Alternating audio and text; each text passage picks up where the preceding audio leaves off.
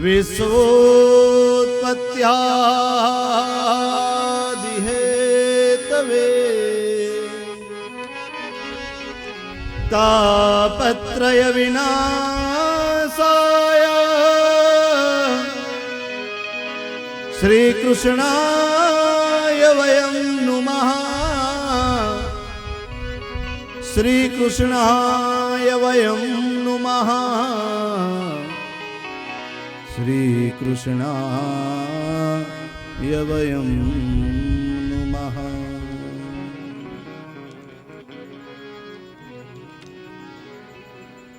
અહીં ભગવાનના સ્વભાવ સ્વરૂપ અને સામર્થ્યનો પરિચય બતાવ્યો છે. ભગવાન કેવા છે?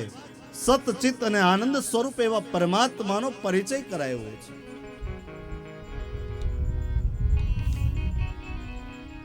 જગતની સ્થિતિ, ઉત્પત્તિ અને લય, આધિદૈવિક, આધ્યાત્મિક, આદિ ભૌતિક,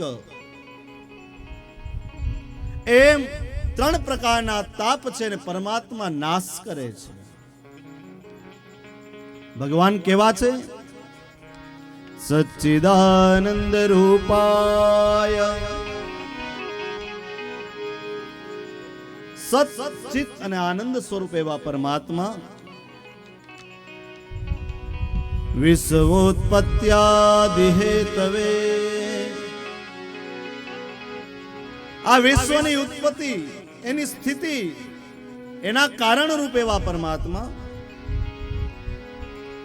તાપત્રય વિનાશાય,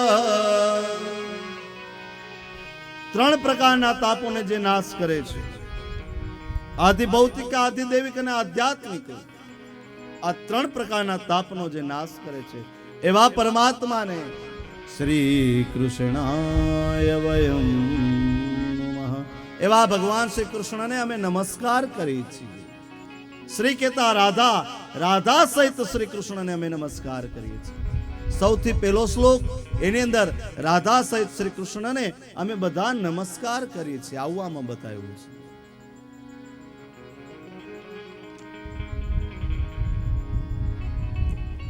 ભગવાનના પરિચય માટે અહીંયા ત્રણ લક્ષણો કીધા છે. એક સત, ચિત અને આનંદ.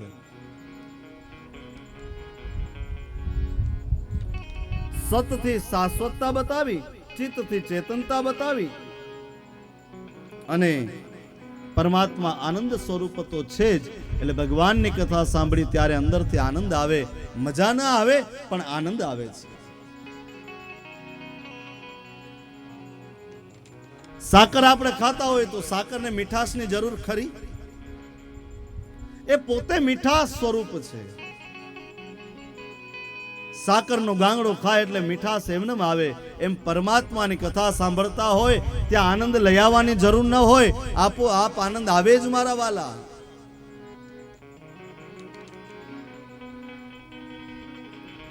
એટલે જ તો કીધું છે કે પરમાત્માનું ધ્યાન કરતા હોય ત્યારે, એનું કીર્તન કરતા હોય ત્યારે આનંદની પ્રાપ્તિ થાય. પણ ક્યારે? તો કે પ્રભુમાં તન્મય બનીએ તો. પણ જ્યાં સુધી એ પ્રભુમાં આપણે તન્મય નથી થતા ત્યાં સુધી આનંદ પણ નથી આવતો. કારણ કે એમાં આપણે તન્મય નથી થયા. માટે જ્યારે પરમાત્માનું કીર્તન કરાવવામાં આવે ત્યારે એકદમ અંદરથી પરમાત્માને સમર્પિત થવું.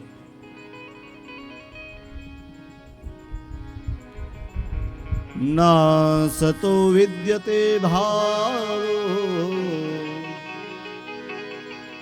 ના ભાવો વિદ્યતે સતઃ. ભાવ વગર આપણી અંદર સત્ય આવતું નથી. જો સત્યને સ્વીકારવું હોય તો પેલા જીવનની અંદર ભાવ હોવો જરૂરી છે. અને એ ભાવ વિના ક્યારેય પણ આપણે સત્ય વિના ભાવ આપણી ઉપર અંદર પ્રગટ થતો નથી મારા.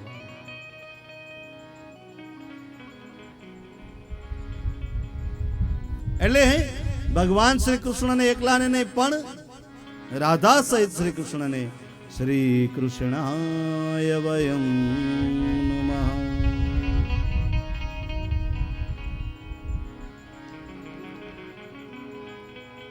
ભગવાનને અમે નમસ્કાર કરીએ છીએ. જો નમસ્કાર, વંદન પ્રણામ, આ બધામાં ફેર છે.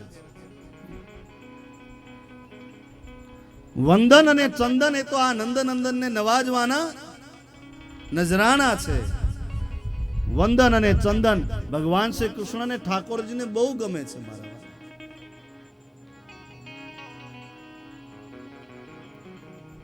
કારણ કે એ બંને શીતળતા દેનારા છે. કોઈ આપણો દુશ્મન હોય એને જઈને વંદન કરો એટલે એનામાં શીતળતા આવે જ, એમાં કોઈ ફેર વિનાની વાત છે. વંદન હૃદયને, વંદન એટલે વફાદારી, હૃદયથી વંદન થવા જોઈએ. એટલે કે તમે વફાદારી નોંધાવો છો, કે વંદન કરીએ એટલે કે હું તને વફાદાર રહીશ, એવી આપણે પ્રતિજ્ઞા લઈએ છીએ. પ્રણામ એટલે કે હું પ્રામાણિક રહીશ. હે પરમાત્મા, તું જેમ અન્ન જળ પ્રકાશ આપે છે, જીવાડે છે, એવી જ રીતે હું પણ પ્રામાણિક રહીશ. પ્રભુ ક્યારે આપણને ભેળસેળ કરીને નથી આપતો. જેટલી ભેળસેળ આપણે કરીએ છીએ એવો પરમાત્મા ક્યારે આપણને ભેળસેળ કરીને નથી આપતો.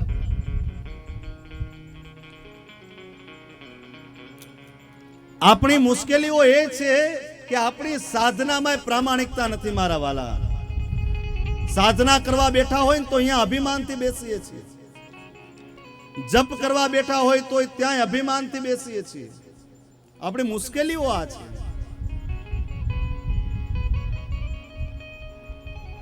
ભેળસેળ કરીને કથા કરવા આવે, ચાલો કચોટ પરિવારને આંગણે કથા કરવા જાય અને ત્યાંથી મને ઘણું બધું દ્રવ્ય મળશે. આવી ભેળસેળ ન ચાલે. કથા છે નિષ્ઠાથી થાય મારા વાલા. આ કોઈ દુકાન થોડી છે. કથા કરવા આવીએ એમાંય ભેળસેળ ન ચાલે, કથાને સાંભળવા આવી એમાં પણ ભેળસેળ ન ચાલે. પછી કથામાં ભેગા થયા હોય અને કથા મંડપની અંદર આપણે વાતો કરતા હોય તો સારા ન લાગીએ. આ ભેળસેળ છે. આપણે જુનાગઢ ગયા હોય અને સિનેમાની અંદર પિક્ચર જોવા બેઠા હોય અને બાજુવાળો અવાજ કરતો હોય તો ઊભા થાય, એ ભાઈ શાંતિથી બેસ, અમે પિક્ચર જોવા આવ્યા છીએ. કારણ કે અહીંયા 300 દીધા છે, અહીંયા કોઈ એનો ભાવ નથી, માટે આપણે વાતો કરીએ છીએ. માટે એક નમ્ર વિનંતી છે બધાને કે આ કથા મંડપની અંદર આવી ગયા પછી કોઈ વાતો કરવાની નહીં, ખાલી સાંભળવાનું. અને વાતો કરવા માટે આપણે બાર એક બાપાના મંદિરની સામે મંડપ બનાવેલો છે.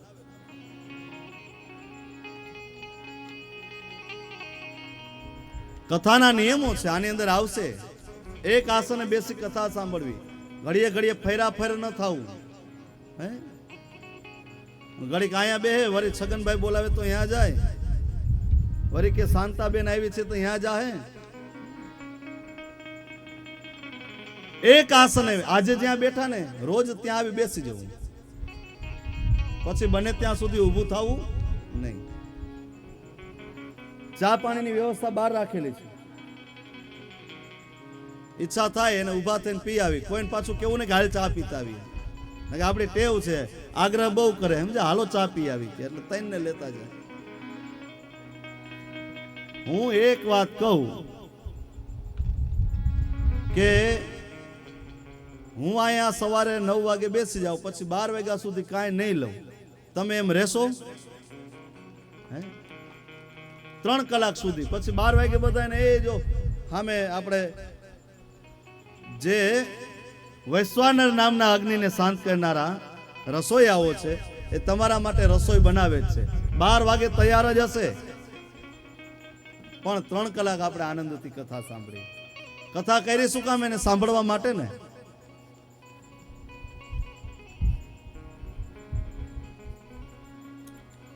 ભાવથી ધૂન બોલીએ ત્યારે બોલવાની સાથે તાલીઓ પાડવી, ધૂન બોલવી.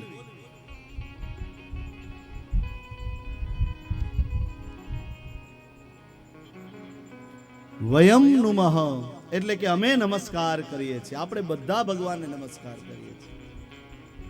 વ્યાસજી કહે છે શ્રી કૃષ્ણાય વયમ નુમઃ. આ શ્લોક હું તમને બોલાવું એમ તમારે બધાએ બોલવાનો છે. બોલશો ને? ચાલો તૈયાર, સાવધાન. સચ્ચિદાનંદ રૂપાય સચ્ચિદાનંદ રૂપાય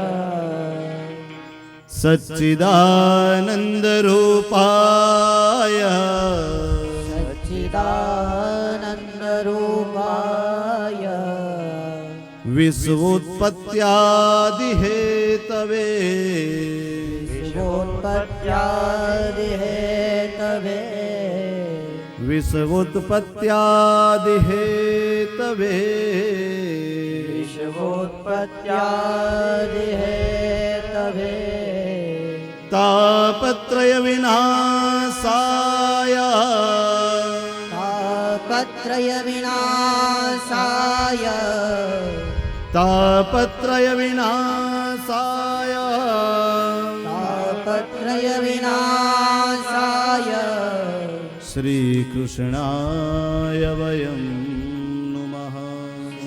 કૃષ્ણાય વયં નમઃ શ્રી કૃષ્ણાય વયમ નમઃ.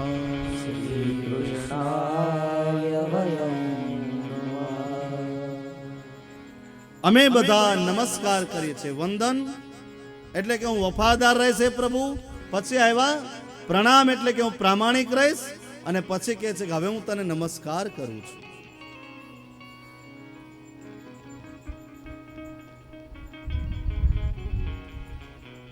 ગુરુ કે શિષ્ય નહીં, શ્રોતા કે વક્તા નહીં.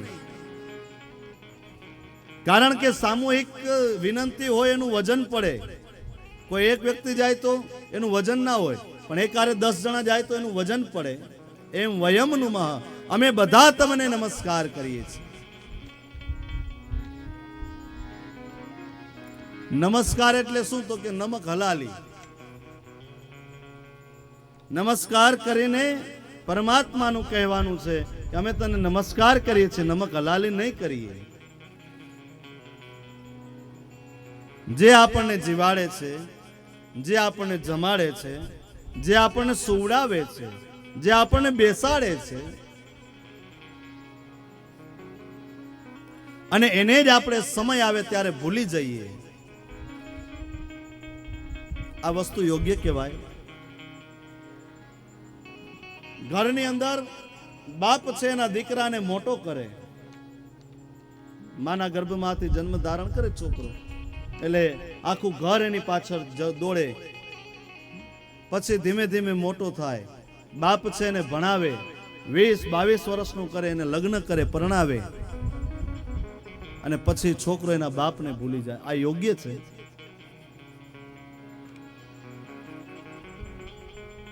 કહેવાય છે ને કે ફોગટ ખાવે ચોર કહાવે, ફોગટ ખાવે ચોર કહાવે. માટે શ્રી કૃષ્ણ સહિત રાધાને અમે નમસ્કાર કરીએ છીએ.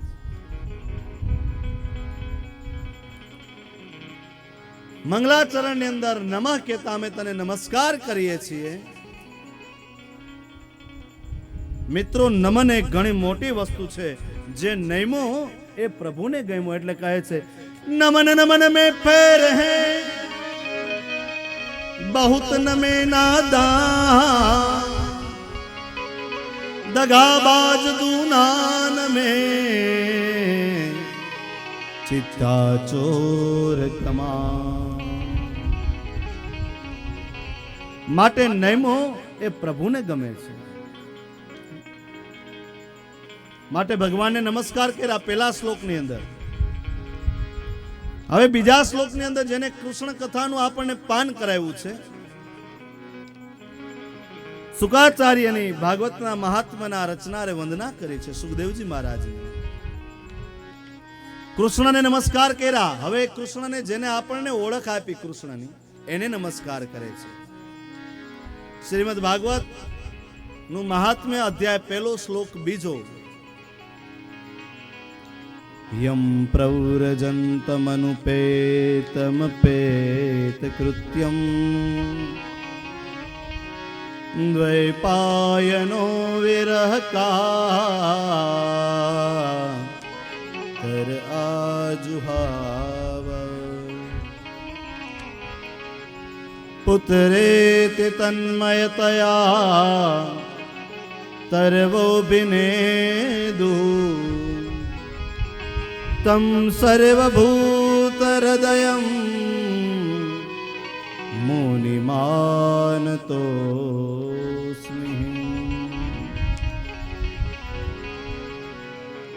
સંતો સતત ગુલમા કરે છે.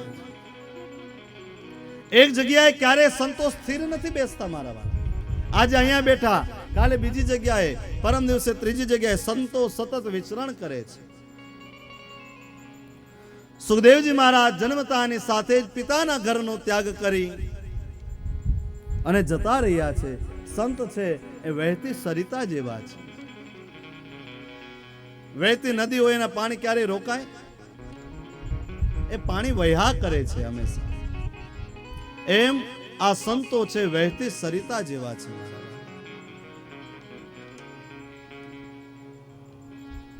જેમ સરિતા છે કેટલાયના મેલને ધોતી ધોતી આગળ જાય છે અને જય સાગરને મળે છે, એમ સંતો પણ કેટલાય સંસારીઓના મનના મેલને ધોતા ધોતા એ પરમાત્મામાં ભળી જાય છે.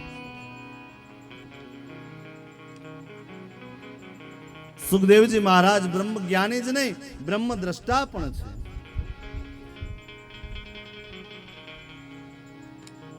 માના ગર્ભની અંદર સુખદેવજી મહારાજ ઘણો વખત રહ્યા. 16 વર્ષે પ્રગટ થયા. કારણ કે આ સંસારમાં આવતા સુખદેવજી મહારાજને બીક લાગે છે. સુખદેવજી બાલ વૈરાગી, પણ પિતા વ્યાસજી હે પુત્ર કરતા સુખદેવજીની પાછળ દોડ્યા છે. ત્યારે સુખદેવજીએ જવાબ નથી આપ્યો. સુખદેવજીએ પાછા વળીને જોયું પણ નથી, પણ ત્યાંના ઝાડવાઓએ જવાબ આપ્યો છે. આપણને એમ થાય કે ઝાડવાઓ બોલે. ઝાડવા કહે છે કે હે વ્યાસજી, આપનો પુત્ર છે, સંત છે. વેદ વ્યાસ પણ સંત છે અને સંતની ભાષા છે, સંત સમજી શકે છે. જનાબાઈના છાણા જો વિઠ્ઠલ વિઠ્ઠલ બોલે તો કિષ્કિંધાના ઝાડવાઓ પણ જવાબ આપે છે. હે વ્યાસજી, તમે સંત છો, તમારો પુત્ર છે, સંસારનું કલ્યાણ કરવા માટે જાય છે, માટે એને ન રોકો, એને તમે ઉભા રાખો માં, એનો મોહ છોડો, એને ત્યાગો. ઝાડનું ફળ હમણાં ઉનાળો આવશે, આંબામાં કેરી આવશે તો આંબો કેરી ખાઈ જાય? આંબો કેરી પોતે ન ખાતા, એ આપણને આપે છે. માટે વૃક્ષો કહે છે કે અમે મારા ફળને નથી ખાતા, તો તમે વ્યાસજી સંત છો, એને છોડો, એને ત્યાગો. એટલે કહે છે હેજી ઝાડવા પોતે રે પોતાના ફળ નથી ખાતા રે, ઉપકારી એનો આત્મા.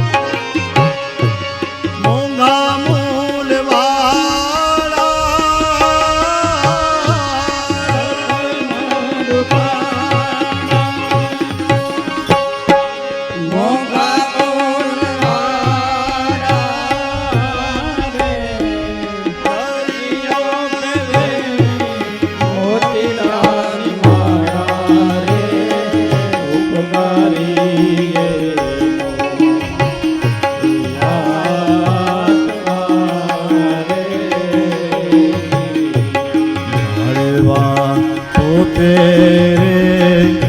પોતાના ફળ નથી ખાતા રે ઉપકારી એનો આત્મા હો.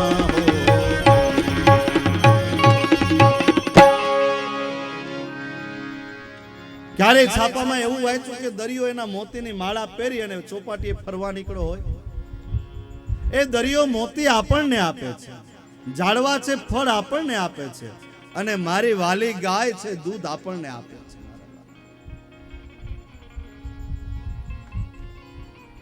ગાય કોઈ દિવસ પોતે પોતાનું દૂધ પીવે છે? એના વાછરડાને આપે ને આપણને આપે છે.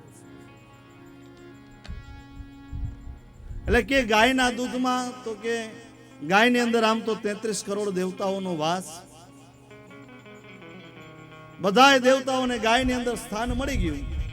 એમાં લક્ષ્મીજી બાકી રહી ગયા. લક્ષ્મીજી દોડતા દોડતા ગાય માતાની પાસે આવ્યા કે માં અમને ક્યાંક સ્થાન તો દે, મને રહેવાની જગ્યા તો દે. ગાય માતા કે હવે તો બધી જગ્યા હાઉસફુલ, હવે કાંઈ બાકી નથી. બધાને જગ્યા મળી ગઈ, હવે હાઉસફુલ છે, કાંઈ જગ્યા નથી. લક્ષ્મીજી કે માં એવું ન ચાલે, તારે મને જગ્યા દેવી જ પડે. ગાય માતાએ કીધું કાંઈ વાંધો ને, એક જગ્યા બાકી છે, આ પોદળો પડ્યો છે, એમાં જો તમને ફાવે તો. લક્ષ્મીજી કે એ ચાલશે. લક્ષ્મીજીનો વાસ ગાયના પોદળામાં છે, માટે ગાયનો પોદળો ઉડે ને તો એને ખંખેરવો નહીં, એમાં લક્ષ્મીનો વાસ છે. ગૌમૂત્ર, ગાયનું છાણ, આનાથી ઘણા બધા રોગો નાબૂદ થાય છે. આપણે ગામની અંદર હવે સ્લેબ વાળા ને સિમેન્ટના મકાન થયા. પેલા ગાયના છાણથી એનું લેપન થતું, અને એ બેનો જે લીપતી એની હથેળી જોજો, એમાં ડાગાડુગી નહીં હોય, હથેળી એકદમ ચોખ્ખી હોય. કારણ કે ગાયના છાણમાં લક્ષ્મીનો વાસ. માટે બને એટલી ગાયની સેવા કરજો. જો શક્ય હોય તો એક ગાયને પાળજો, એને ઘરને આંગણે બાંધજો. એ ગાય પણ પોતાનું દૂધ પોતે નથી પીતી, આપણને આપી દે છે.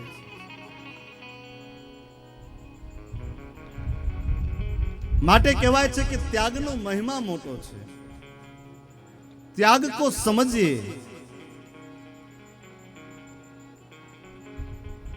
ભગવત કથાનો પ્રારંભ કરતા વેદ વ્યાસ આપણને નૈમિષારણ્યની અંદર લઈ જાય છે. ભગવત કથાનો પ્રારંભ છે, નૈમિષારણ્ય વગર ન થાય. સૌનકાદી ઋષિઓનું સપ્તવાર્ષિક દીર્ઘ સત્ર ચાલી રહ્યું છે. 1000 વર્ષ ચાલે એવું જ્ઞાન યજ્ઞ કરવાનું મન થયું, અને વક્તા છે સુત પુરાણી. નૈમિષે સુતમાસીનમ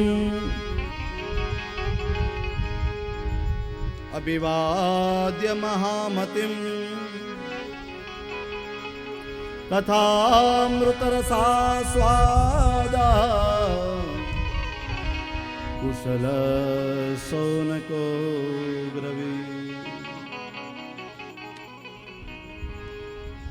નૈમિષારણ્ય કેવળ ભૂમિનું નામ નથી, પણ શ્રોતા અને વક્તાની ભૂમિકાનું નામ છે.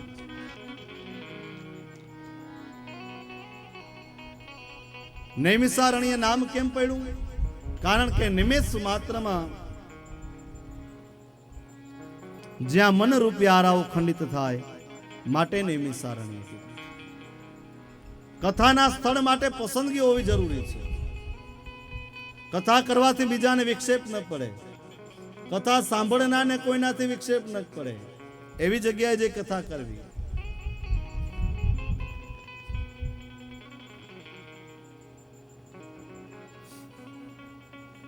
રસ્તાને ત્રિભેટે કથા ન કરાય. જ્યાં શાંતિ વાળી જગ્યા હોય એવી જગ્યાએ જઈને કથા કરવી.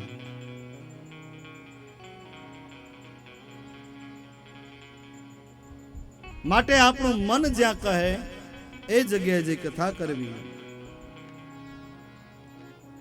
એટલે કે આપણે આપણી બુદ્ધિને પૂછવાનું છે કે આપણે કથા ક્યાં કરવી. અને બુદ્ધિના દેવ છે બ્રહ્માજી, અને બુદ્ધિ પણ વિવેક રૂપી બુદ્ધિ હોવી જોઈએ. એટલે કીધું ને કે વિવેક રૂપી બુદ્ધિને પૂછવું, વિવેકથી બુદ્ધિને વાપરવી. બુદ્ધિ તો બધાની પાસે છે અને બધાની પાસે સરખી છે, પણ કોને કેવી બુદ્ધિ વાપરવી એ માણસ ઉપર મતલબ રાખે છે, એના ઉપર ડિપેન્ડેન્ટ છે. બુદ્ધિનો ઉપયોગ કેમ કરવો? બાકી તો હંસ અને બગલો બંને ધોળા છે,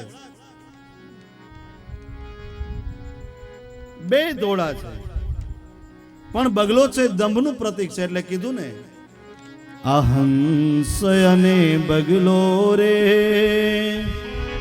હે રંગે રૂપે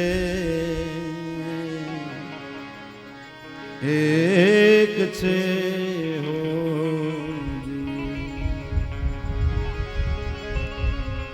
આ હંસ અને બગલો રે રંગે રૂપે એક છે હો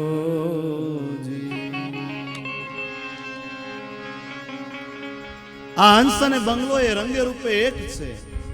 હંસ છે વિવેકનું પ્રતીક છે, જ્યારે બગલો છે એ દંભનું પ્રતીક છે. એટલે કે ને બ્રહ્મણ ભાંગા વિના રે હે ભવના ફેરા નહીં તો ટળે હોજી. બ્રહ્મણ ભાંગા વિના રે હે લખ 84 નહીં તો મટે.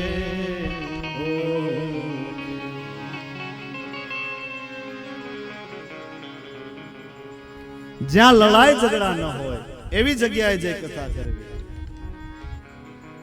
જ્યાં શાંતિ હોય ને એનું નામ અરણ્ય.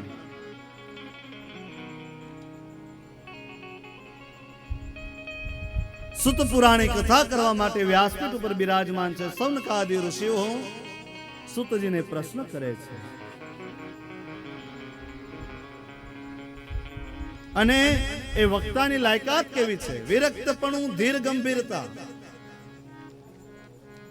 દ્રષ્ટાંત કુશળતા અને અતિ નિષ્પૃહતા આ વક્તાની લાયકાત છે. વક્તા કેવો હોવો જોઈએ? મહામતિમ, જેની મતિ જગતનું કલ્યાણ ઈચ્છતી હોય એવો વક્તા હોવો જોઈએ. તો એની સામે શ્રોતાને પણ બતાવ્યો છે કે શ્રોતા કેવો હોવો જોઈએ. સૌનકાદિ ઋષિઓ શ્રોતાઓ છે. 88,000 શ્રોતાઓમાં મુખ્ય સૌનક છે, જે કથા રૂપી અમૃતનું પાન કરવા માટે કુશળ છે. સિંહણનું દૂધ લેવું હોય તો પાત્ર જોઈએ ને, એમને આવે એમ કથા કરવી હોય ને, કથાને સાંભળવી હોય તો યોગ્ય લાયકાત જોઈએ, યોગ્ય પાત્રતા જોઈએ. ભાગ્યમાં ન હોય તો કથા પણ સાંભળવા મળતી નથી મારા વાલા. અમે કથા કરવા ગયા હતા દ્વારકા હમણાં કાર્તક મહિનામાં, અને એ કથાની અંદર અમારા યજમાન કથા બહુ સારી કરી. રાજકોટના યજમાન, દ્વારકાની ભૂમિમાં આયોજન, સંન્યાસ આશ્રમમાં, અને કથાનો પ્રારંભ થયો. પણ એ હુઈ જાય કથામાં. અમારે કનુભાઈ તો એનું શૂટિંગ લીધેલા છે હુતેલાના. યજમાનો નિંદર કરી 8 દી સુધી, અને કથા પૂરી થાય ને એટલે એ અમારો યજમાન પાછો કે રસોડામાં બધું ખાઈ ગયા. એલા રસોડા માટે અહીંયા આવ્યા છો, કથા સાંભળવા આવ્યા છો. એના માટેની પણ લાયકાત હોવી જોઈએ. સૌનકાદિ ઋષિઓ આદરપૂર્વક સુતજીને પૂછે છે, અજ્ઞાનત્વાંત વિદ્વાંસ કોટિ સૂર્ય સમપ્રભા સુતા ક્યા હિ કથા સારમ મમ કર્ણ રસાયણમ